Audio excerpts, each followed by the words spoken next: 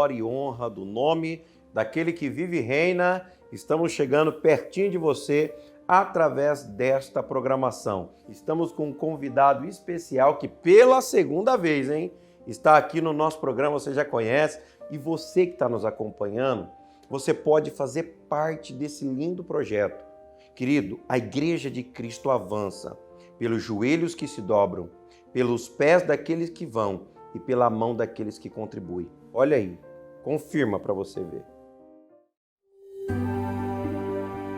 A Igreja Jesus Cristo é Poder atua fortemente na área social, com projetos destinados a toda a sociedade e membresia. Conheça alguns de nossos trabalhos de assistência. Projeto Toque Vidas. O principal objetivo do projeto é que as crianças e adolescentes tenham acesso ao esporte e ao lazer, cresçam saudáveis e tornem-se portadores de princípios e valores que formam verdadeiros cidadãos. Quilo do Amor é um ministério de ação social que visa a montagem de, no mínimo, uma cesta básica por núcleo. As cestas servem não somente para suprir as necessidades físicas dos irmãos, mas também ministrar o amor de Deus através do corpo de Cristo. Comunidade Terapêutica Emanuel. A Comunidade Terapêutica Emanuel constantemente se dedica em oferecer um suporte profissional e de qualidade aos indivíduos que desejam ou necessitam de tratamento de substâncias psicoativas. Pão Nosso de Cada Dia. O projeto assiste famílias em situações de vulnerabilidade, sendo enviado para as mesmas nas manhãs de sábado o kit Pão Nosso. Pão, leite, margarina ou maionese. Como vocês viram, somos uma igreja transparente. Disponibilizamos todas as nossas atividades e eventos através de nossas mídias sociais. Acompanhe tudo online. Diversos canais para melhor lhe servir. Rádio, TV, aplicativo, internet, enfim. E JCP. Somos uma família para se pertencer.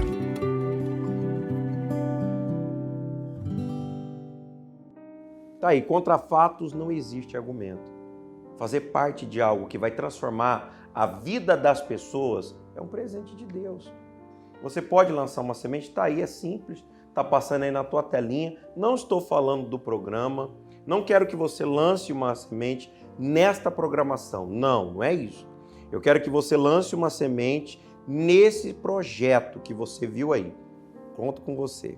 Vamos agora adorar o Senhor? Midinha Lima, né, gente? Tem que ser, né? Vamos lá.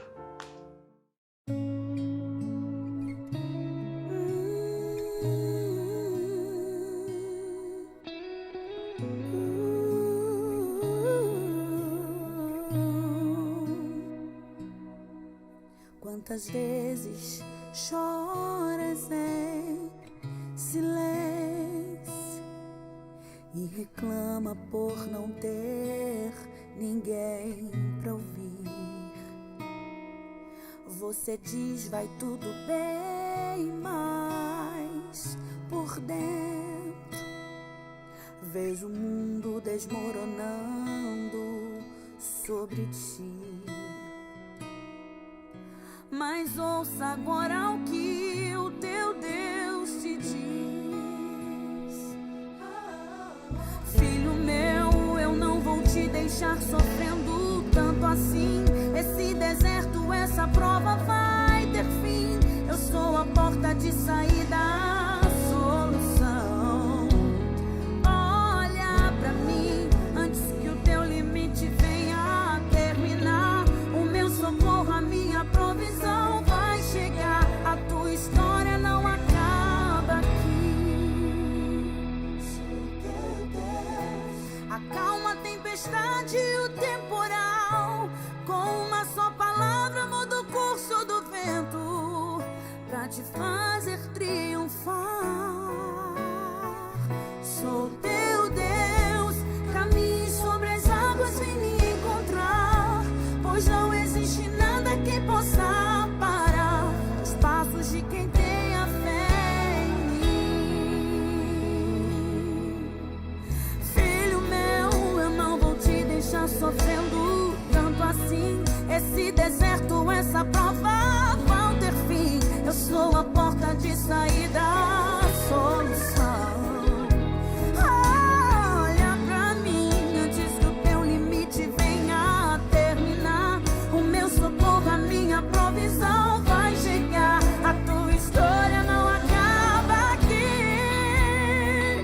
Sou teu Deus, acalma a tempestade e o temporal. Com uma só palavra muda o curso do vento, pra te fazer triunfar. Sou teu Deus, caminhe sobre as águas, vem me encontrar, pois não existe nada que possa parar os passos de quem tem a fé em mim. Ninguém pode calar a tua voz, sou poderoso pra te defender. Não há o que eu não possa fazer, aquele que mantém a fé em mim. Ninguém pode calar a tua voz, sou poderoso pra te defender. Não há o que eu não possa fazer, aquele que mantém a fé em mim. Sou teu Deus, com uma só palavra muda o curso do vento, pra te fazer triunfar. Sou teu Deus, caminhe sobre as águas, vem me encontrar. Não existe nada que possa parar os passos de quem tem a fé em mim. Sou teu Deus, acalma a tempestade e o temporal. Com uma só palavra muda o curso do vento, pra te fazer triunfar. Sou teu Deus, caminhe sobre as águas, vem me encontrar, pois não existe nada que possa parar os passos de quem tem a fé em mim. Os passos de quem tem a fé em mim.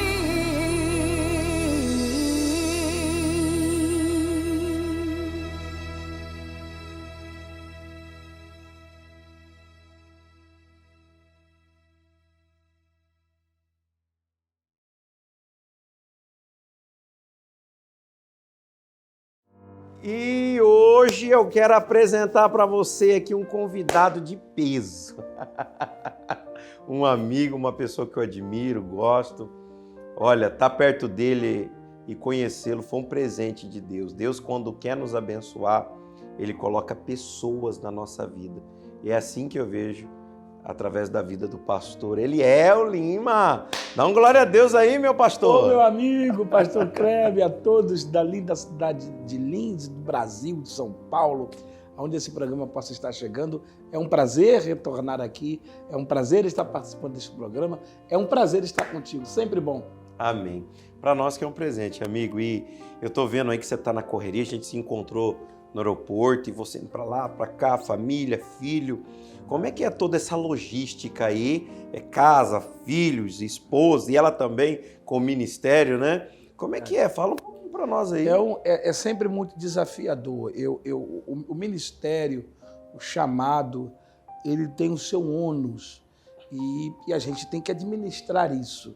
Eu sempre procuro, ao mesmo tempo, pregar, exercer o ministério que Deus me confiou, mas isso não me desqualifica ser pai, ser esposo. Então é um campo de batalha. Né? Tem que ser equilibrando, Tem né? que ser equilibrando. Estar em casa, estar com as crianças. Se eu estou em casa, leva para a escola, busca. Leva para o curso, busca. Leva para o ensaio. Pai, hoje eu tenho ensaio. Pai, eu tenho isso. Pai, eu tenho aquilo. Vamos embora. E domingo de manhã eu estou em casa.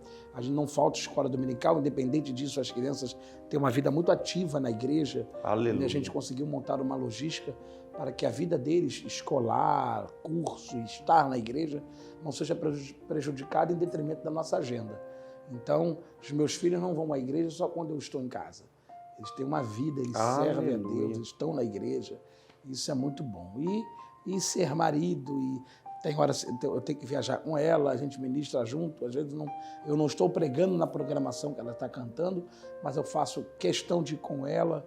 Mas às vezes não dá. Exemplo, hoje eu estou aqui, ela está em Goiânia. Uau! Ontem ela estava no Rio, eu estava em São Paulo. quarta-feira ela estava em Florianópolis. Então, às vezes, tem esse desencontro. Mas amanhã a gente está junto. Ela está em Goiânia hoje. Amanhã você mata saudade. Amanhã a gente mata a saudade. Mas é assim que a gente faz. E graças a Deus, eu faço de tudo para que os meus filhos não tenham o nosso chamado como inimigo deles.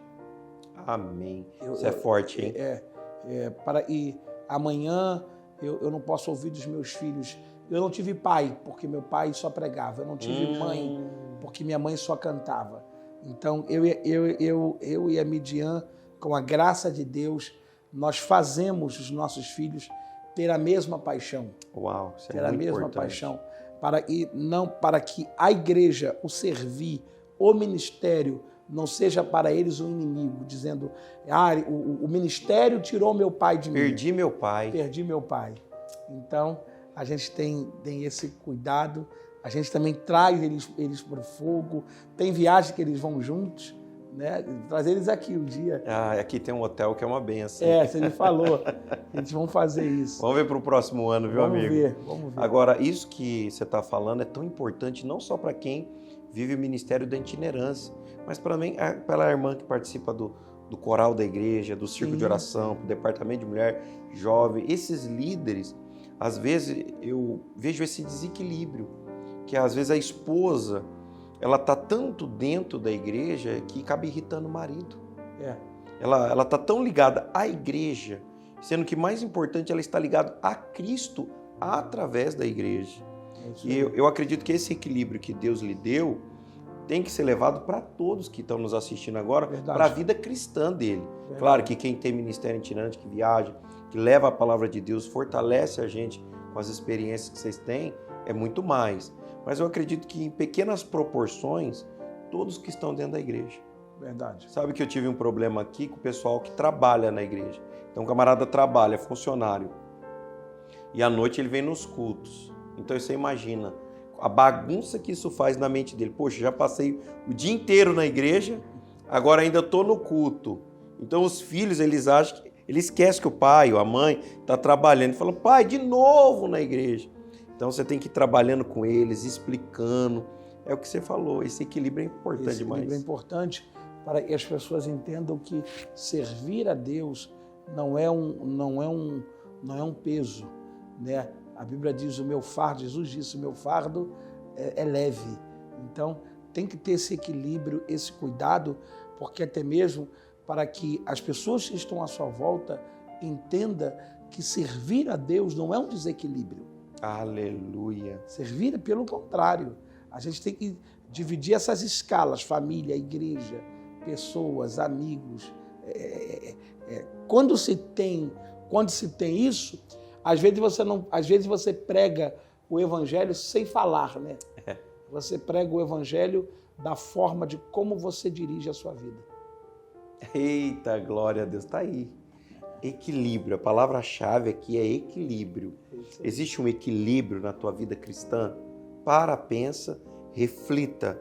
Existe um equilíbrio? Será que quem está dentro da tua casa está feliz de ver você da maneira que você conduz a tua vida cristã? É para pensar, hein? A palavra do pastor fez você pensar. E um outro ponto, pastor, que a gente sabe que a igreja está numa retomada. Sim. Né? E nós aqui que somos do interior de São Paulo, aqui a nossa cidade é um pouco longe da capital e tudo mais, então a gente sente um pouco de dificuldade a mais. Não nos impede de, menor das vezes proporções, retomar. Mas como que é uma capital retomar? O povo já vai aderindo, já vai abraçando a ideia, porque lá é uma população gigante, aqui é 75 mil. Já numa cidade maior é diferente. Há essa diferença ou não? Porque a pandemia, desde o seu início, ela foi tratada em muitos lugares com desequilíbrio, né? O fecha tudo, fica em casa, sem guardar as devidas proporções. Existem pessoas que ficam em casa e não precisavam ficar. Existem pessoas que eram sãs e ficaram doentes porque ficaram em casa. Então, o que está acontecendo não só lá no Rio, mas na maioria das capitais? As pessoas não suportam mais estar em casa, né? eu costumo dizer o seguinte, não só eu, mas todos falam a mesma coisa. Ninguém suporta mais um lockdown. Não. Hoje ninguém suporta mais um lockdown. Hoje qualquer líder, seja prefeito, governador, que dizer, ó, tá fechado, vai ter guerra civil, porque Exato, emocionalmente falando, ninguém suporta mais o lockdown. Então as pessoas estão procurando nas grandes metrópoles, pelo menos eu percebo isso, tipo assim, existe a pandemia, ninguém está desqualificando a pandemia, ninguém está desqualificando o Covid, a doença, e uma doença que ceifou a vida de muitas pessoas, de gente que a gente amava e tinha relacionamento, tinha amizade. É uma realidade, mas existe uma outra realidade, qual eu tenho que viver. Eu tenho família, eu tenho vida, eu tenho sonhos, eu tenho projetos. Aleluia, enquanto eu estou vivo, eu tenho uma vida. Né? Eu preciso servir a Deus, eu preciso ir para a igreja, eu preciso trabalhar, eu preciso estudar, eu tenho sonhos para realizar. Então as pessoas, eu percebo que as pessoas agora, elas chegaram a um seguinte consenso. Existe a pandemia, existe a minha vida. A pandemia está aqui, eu estou aqui, vamos embora. Máscara, álcool em gel e tomando remédios para prever qualquer coisa e se cuidando, se tratando, isso é muito legal. A gente percebe que as pessoas estão se cuidando mais, mas levando a vida e saindo para fora. As pessoas não querem, por mais que exista um som daqueles que não querem o andamento das coisas, dizendo fique em casa, mas isso é uma minoria de interesses exclusos, que a gente sabe, mas a população, o povo em si quer viver, quer trabalhar, quer empreender, quem serve a Deus quer estar na igreja, quer servir a Deus, o católico quer ir para a sua missa, quem tem sua religião quer ir para a sua religião. As pessoas querem viver, porque as pessoas entendem que a vida continua. E eu acredito assim também que nós, pastores, temos que fortalecer isso. Claro. Fortalecer o mais rápido possível, porque o ser humano é um ser social. Sim. E como você disse, hoje as consequências que esse isolamento trouxe... são irreparáveis. Meu Deus do céu. São irreparáveis. É terrível. Agora nós temos assim, não importa, pastor, você que está me vendo, de repente você vai retomar e não vai ver aquilo que você via antes. Mas isso não te impede de retomar o seu ministério. Isso não impede você de viver o que Deus planejou para a tua vida, independente das proporções. Não olhe para isso. Não se entristeça com isso. Faça o seguinte, avance. Sem olhar para os lados, avance. Amém? Eu creio assim, meu pastorzão. Amém. Se você crê, assim será. Se você pode crer, você pode receber. Então, tudo é possível que crê. Amém. Amém. Sabe para onde nós vamos agora? Para o altar. Você vai receber uma palavra toda poderosa e, na sequência, o pastor Eliel Lima estará orando por você. Jeremias capítulo 36, quem já encontrou diz amém.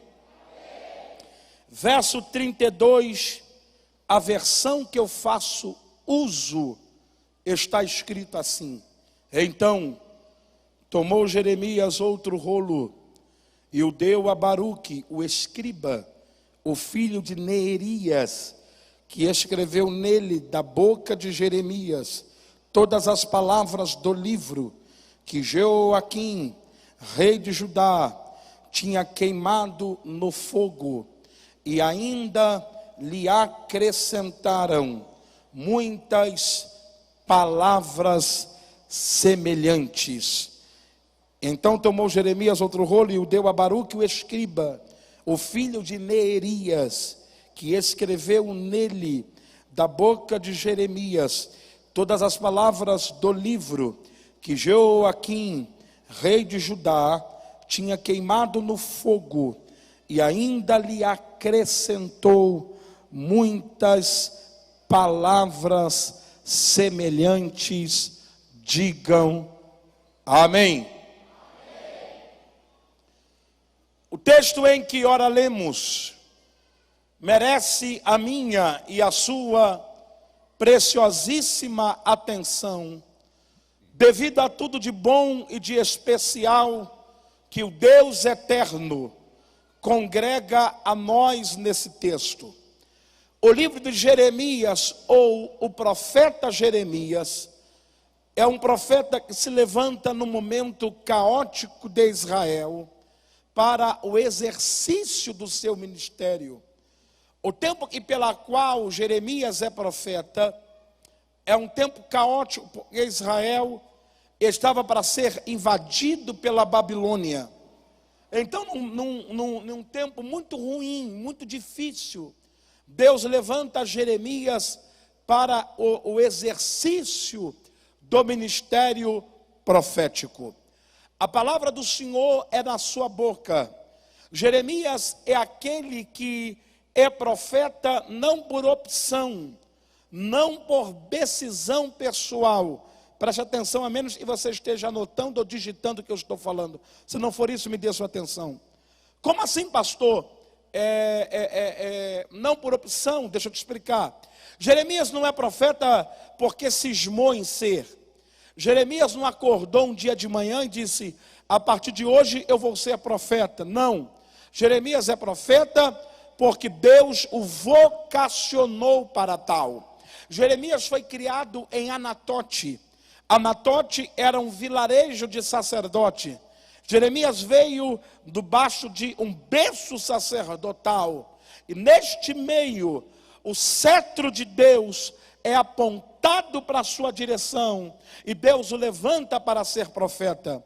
Para que Jeremias não tivesse nenhuma dúvida acerca do seu chamado, no princípio do seu ministério, a palavra do Senhor veio até ele. E sabe o que Deus falou para ele? Jeremias, antes que te formasse no ventre, eu te conhecia. Antes que você ficasse pronto na madre, eu já tinha te santificado. E as nações eu te dei como profeta. O que Deus estava dizendo para Jeremias? Você não é profeta porque você quer. Você é profeta porque eu te constituí profeta antes de você ser formado. Então diga aí para quem está ao seu lado: o mistério de Deus contigo já vem de muito tempo. Diga aí, diga aí. Você sabia que antes do pastor Kleber e a pastora Ana nascer, Deus já via esta igreja, Deus já via você aqui sentado. Não é de agora, é de muito tempo. Então Jeremias é profeta. Deus o designou, o chamou para o ministério profético antes mesmo dele nascer. Jeremias é o profeta e não vai temer a reinos, não vai temer a sistemas, não vai temer a homens. A sua palavra é uma palavra dura, é uma palavra de confronto, é uma palavra de arrependimento, é uma palavra de trazer o povo de volta para Deus. Assim como o oleiro pega um vaso e o quebra, mas o quebra nas suas mãos e logo depois o refaz, assim são vós, Israel, nas minhas mãos. Era algo tão forte, tão chocante, tão conflitante, tão desafiador, que uma certa feita, por temer a sua boca, pegaram Jeremias, o jogaram dentro de um poço, a Bíblia diz, cheio de lama, para que ele pudesse morrer. Mas aquele que Deus chamou para ser profeta, o poço não é o seu lugar. Sabe o que a Bíblia diz? Mesmo jogando no poço, o homem vai, faz uma corda, joga no poço e arranca Jeremias de lá, porque quem Deus chamou para ser profeta, o poço não será o seu fim. Orem para nós, por Amém. gentileza. Vamos orar. Pai, no nome de Jesus, louvado seja o teu nome, porque o Senhor é bom e a sua misericórdia não tem fim. Sim, Deus. Eu quero declarar a tua bênção sobre a vida do pastor Kleber, Amém, da igreja, Jesus. sua família, Amém. da pastora. A tua bênção sobre a vida de cada um, de cada homem, de cada mulher, de cada família aqui representada, que está nos assistindo agora. Que a tua boa mão alcance essa pessoa, que haja milagre, que haja bênção. Deus, o ano ainda não acabou. Ainda Sim, há Pai. tempo suficiente para que os teus filhos vivam milagres, vivam a bênção, vivam a restituição. Eu declaro isso, eu abençoo esta família, no nome de Jesus. Amém. Amém. Tá aí, gente, que programa gostoso, hein? Um abraço, um beijo, ó. Até a próxima, hein? Fique na paz. Deus abençoe, paz.